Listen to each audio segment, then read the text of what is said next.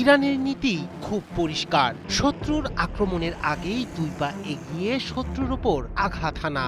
যেখানে বসে ইরানের বিরুদ্ধে সম্ভাব্য হামলার নীল নকশা আঁকা হচ্ছিল, সেই ঘাঁটিতেই ড্রোনের তাণ্ডব চালালো ইরানি যোদ্ধারা। এতদিন আরব আমিরাত, সৌদি আরব, বাহরাইনের তুলনায় কিছু না বললেও ইসলামী প্রজাতন্ত্রের সাথে বিশ্বাসঘাতকতাকারী জর্ডানের মুয়াফফাক সালতি বিমান ঘাঁটিতে এবার ড্রোন হামলা চালিয়ে ইরান যেন স্পষ্ট বার্তা দিল, স্থল অভিযানে এলে আমেরিকার কবর রচনা করবে তেহরান। মধ্যপ্রাচ্যে বাড়তে থাকা মার্কিন সামরিক উপস্থিতি, স্থল অভিযানের গুঞ্জন আর তার জবাবে ইরানের পাল্টা শক্তি প্রদর্শন, সব মিলিয়ে পরিস্থিতি এখন বিস্ফোরণমুখী। এই হামলা কি কেবল প্রতিশোধ নাকি বড় যুদ্ধের সূচনা? প্রশ্নটা এখন পুরো বিশ্বের সামনে।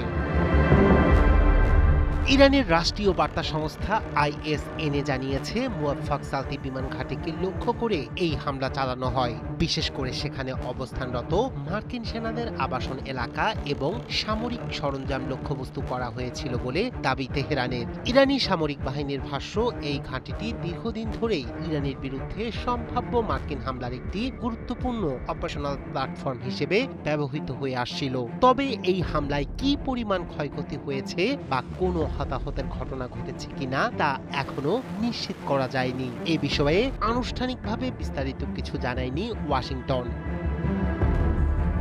ইরানের দাবি, সম্প্রতি এই ঘাঁটিতে মার্কিন সামরিক উপস্থিতি উল্লেখযোগ্যভাবে বাড়ানো হচ্ছিল। তাদের মতে, নতুন করে মোতায়েন করা সেনাদের একটি অংশ ইরানের বিরুদ্ধে সম্ভাব্য স্থল অভিযানের প্রস্তুতির জন্য জড়ো হচ্ছিল।